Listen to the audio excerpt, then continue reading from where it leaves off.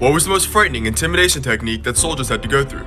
It's this, and it's honestly one of the most evil things I've ever heard.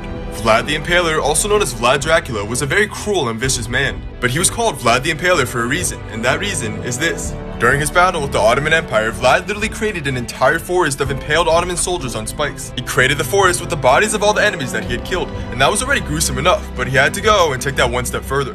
He would capture wounded enemy soldiers that had been left behind, and he would impale them alive. And as it turns out, Vlad the Impaler had mastered the art of impaling. He would position the stakes in such a way that they would go up the victim's anus and come out of the victim's mouth. And he would purposely use dull sticks that would push the victim's organs aside instead of actually impaling them. That way, the victims would sit in unimaginable pain and discomfort for hours and even days until they finally died from bleeding out slowly.